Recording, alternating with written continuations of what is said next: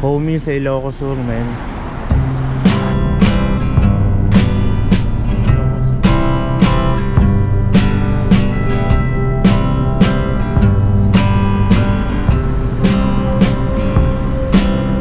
Mula sa malamig na bundok ng Tuba Benguet, bumaba na kami patungong La Union. At ngayon, ang ruta naman namin ay papunta na sa dulo ng Luzon, ang Pagudpod. Pero bago namin marating yan, dadaan muna tayo sa sikat na Tri-City ng Norte. Yun ay Ambigan, Lawag at Pagudpod. Ang goal namin sa trip na to, malibot ang 3 lungsod sa loob lamang ng maghapon at makahanap naman ng magandang spot sa Pagudpod para doon magstay. Excited na ako sa adventure na to. Isang mahabang biyahe pero siguradong sulit. Kaya samahan na kami sa panibagong adventure na to. All goods!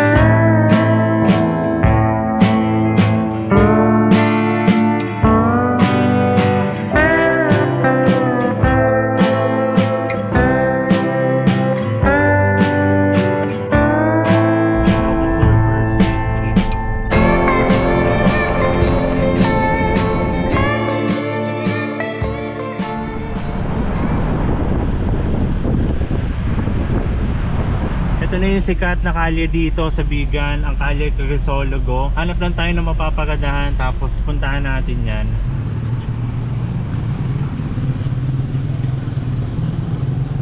All goods mga nilalang, nandito na tayo ngayon sa Bigan City. Nakahanap na tayo ng paparadahan at tayo ay maggala muna. At syempre kasama si Kai at si Peace. Napaka solid mga nilalang dahil pagpasok dito sa syudad na to ay tila pa parang nag-iba yung vibe. Hayaan nyo iparamdam ko sa inyo yun ngayon sa video na to.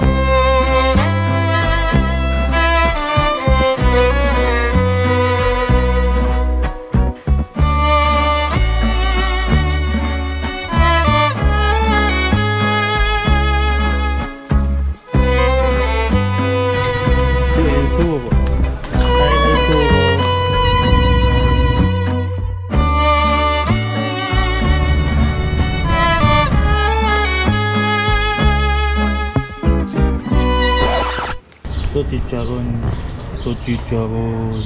Kano sa langganisa po? Mga ganyan po. 200 po sir, 120.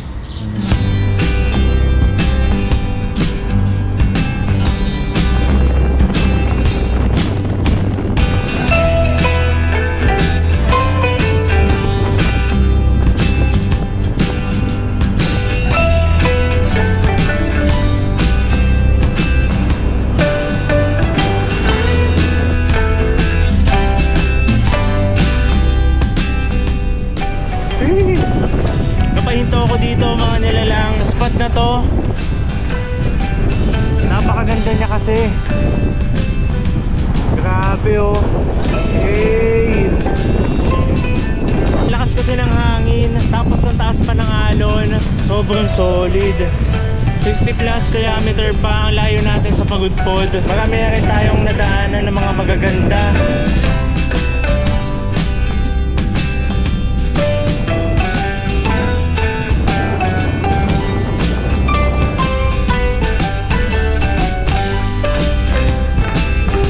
All goods mga nilalang.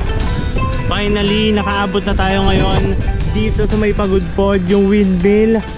Isa sa mga pangarap natin mapuntahan yan. Napaka solid pala dito men. At sobrang lakas ng hangin. Ito ngayon si Homie. At sa wakas, nakaabot na rin siya ng Pagudpod.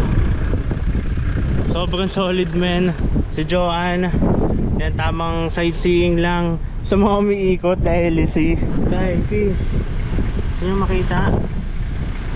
May binatog.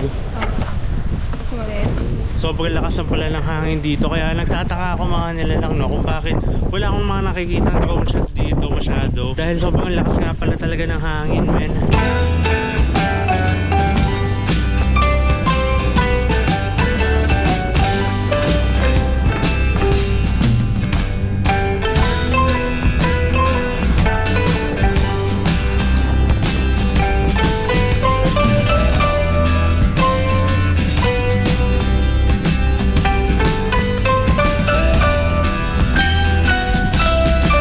Bigan, hanggang pagpasok dito sa Pagudpod, napakainit at maganda ang panahon. Ngunit pagtagos namin sa kabundukan ng daan ng Pagudpod, biglang nagbago ang klima.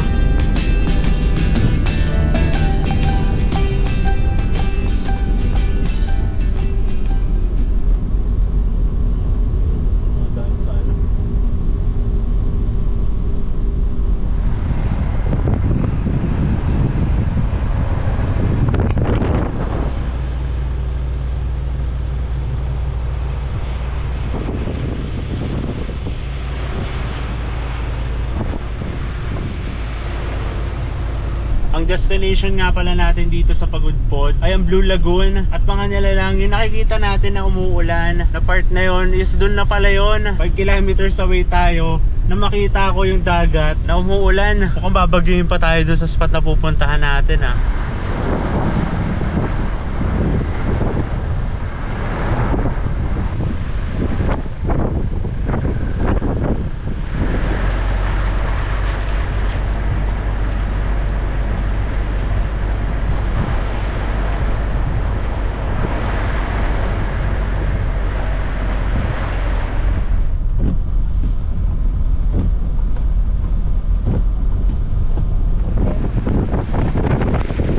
All goods mga nilalang. Matapos ang napakahabang biyahe mula La Union hanggang papuntang Bigan, andi dito naman tayo ngayon sa Pagudpod. At hindi ko inaasahan na ganito ang weather dito. But anyway, sa kadahilanan nga nasa bandang dulo siya ng Pilipinas, ay hindi din talaga natin masasabi yung weather dito, no? Ang mali ko lang din is hindi ako nag-check ng weather dito mismo. Dahil nga, yung sa mga dinaanan natin, sobrang ganda ng panahon. Pero all goods lang naman, kailangan natin maging flexible sa iba't ibang sitwasyon. So yun mga nilalang, at dahil nga malakas ang hangin at ulan sa labas, ganito ang lagay namin ngayon dito sa loob.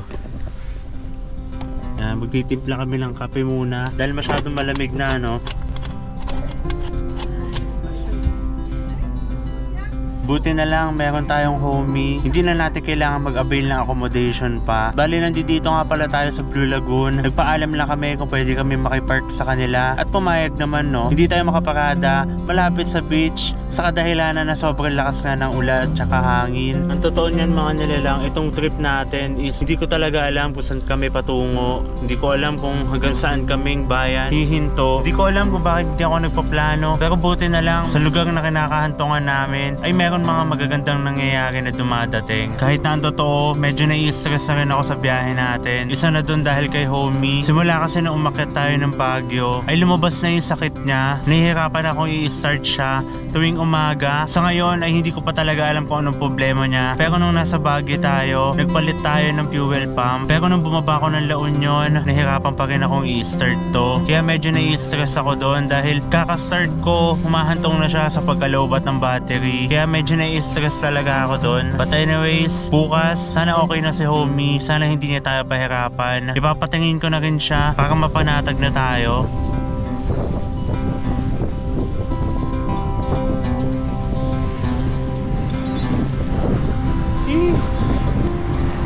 Sana kami, no?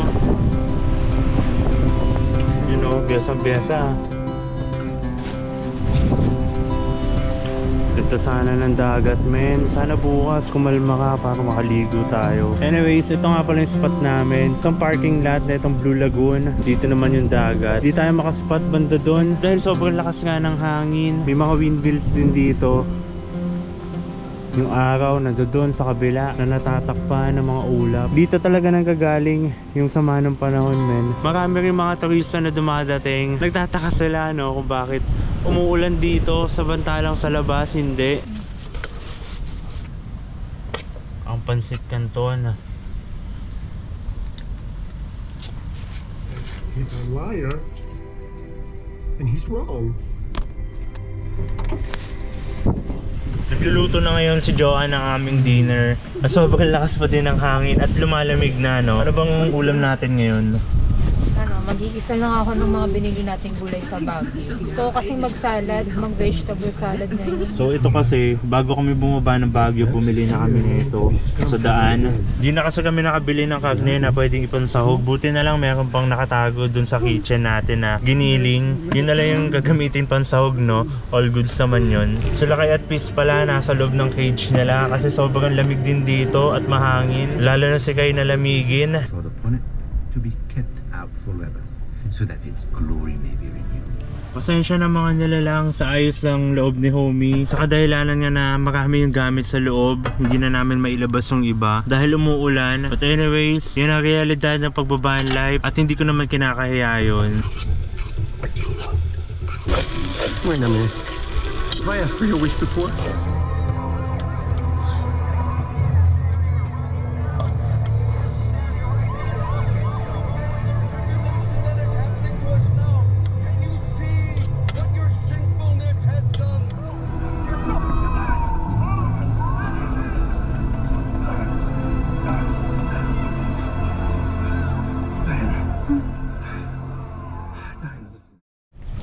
morning sa inyo mga nilalang.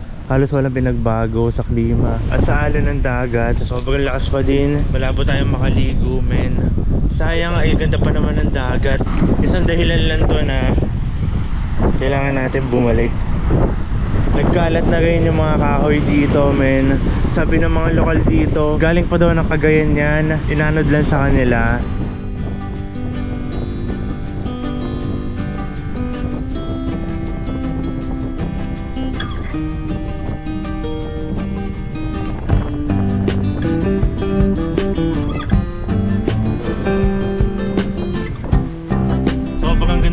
Mga nilalang.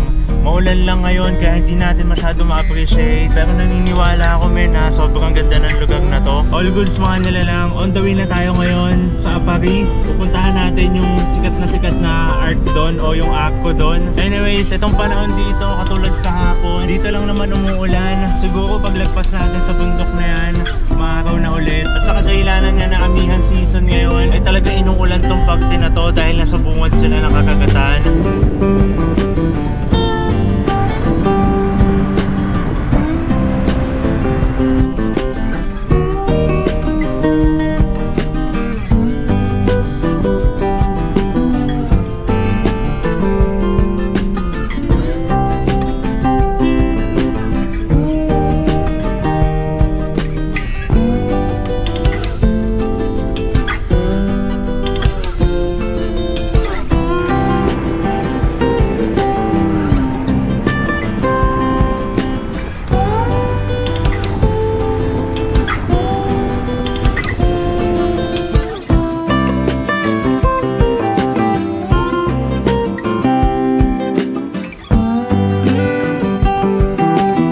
Mga nilalang, nandito na tayo sa isang sikat na bridge dito sa Pagudpod at ito ang Patapat Bridge. Finally, narating na rin natin to, no? Sobrang solid din pala talaga ng dagat dito sa personal, man.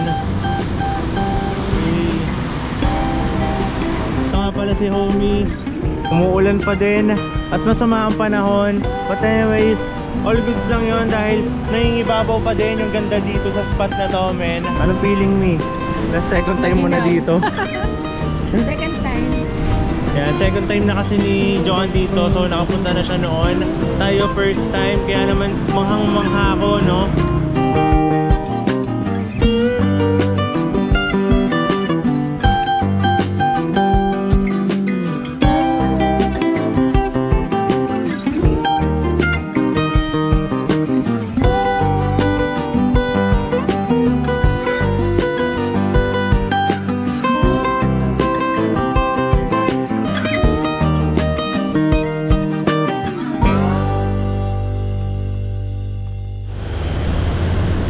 All goods mga nilalang, meron kami nadaanan na bukal dito, men. May mini falls tapos maraming tubo na may lumalabas. Hindi pa kasi kami nakakapaghugas ng mga pinagkainan namin, so dito good spot siya para makapaghugas na.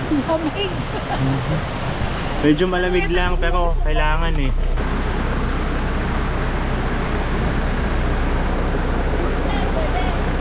Talaga?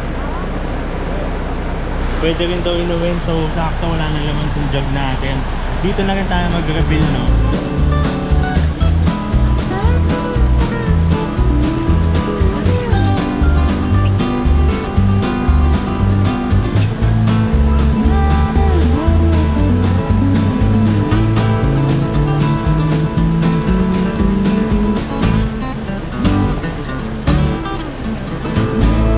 Dahil nga bukal to, mas malinis pa to sa mga water station na napupuntahan natin dahil may natural na alkaline siya. At base sa mga lokal dito, men, yung mga tindera, dito rin sila kumukuha ng tubig at inuuwi nila sa kanilang bahay para may mainom, no? Kumusta ang paghuhugas sa 5-star sink?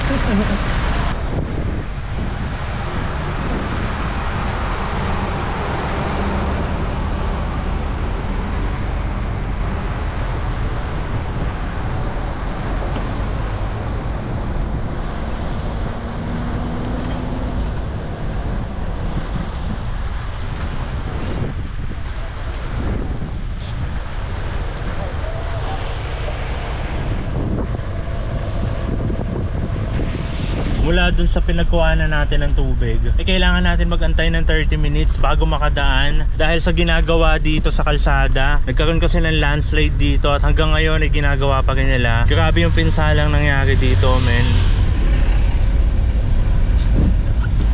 Ganun din yung kabila, kailangan din nila magantay ng 30 minutes bago makatawid. Mas malakas yung ulan doon, no? Papasok na tayo.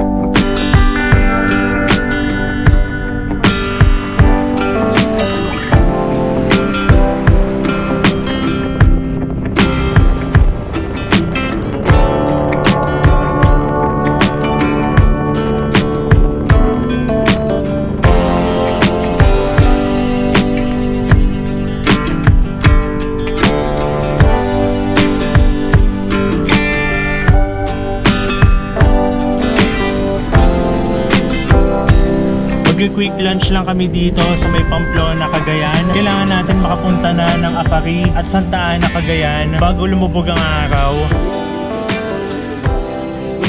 So ang ulam namin is itong tortang talong, itong bulalo. Kailangan natin ng medyo masabaw para sa maulan at tanghaling to.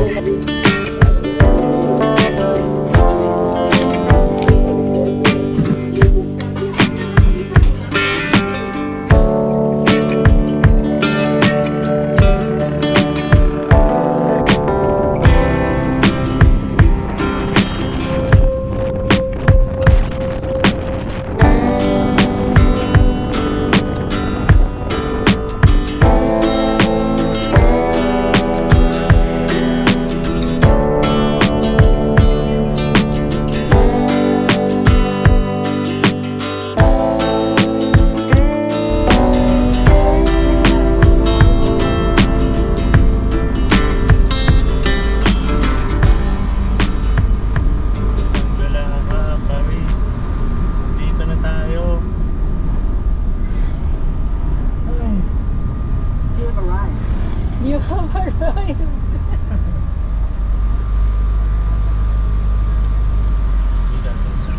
Nasalubong tayo ng ano. Sabi niya welcome to Apari. All goods mga nilalang. Nandito na tayo ngayon sa Agco ng Apari. Sobrang nakakatawa lang, men. Malayo pa lang nakita ko na yung art. Talaga naman nakaka-excite. Anyways, ang pinunta natin dito is ma-achieve yung goal natin na makaabot tayo dito kasama si Homie at ang ating Camp Life family. At ngayon nandito na tayo. Another milestone na naman ang na-unlock. It's time na para mag-iwan na memories dito sa paraan ng pagpipicture.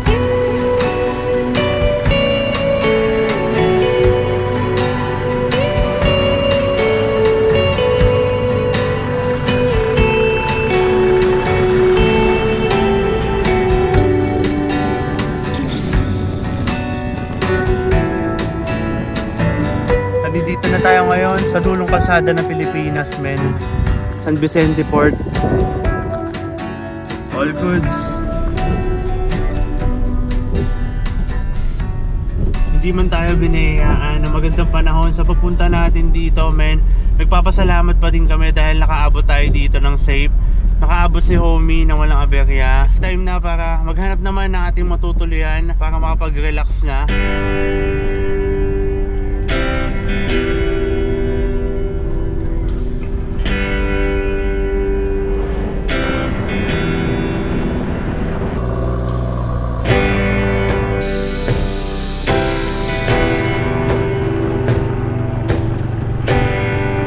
Okay, ikaw muna mag-vlog take over. Pakita mo sa kanila yung mga pinupuntahan mo dito.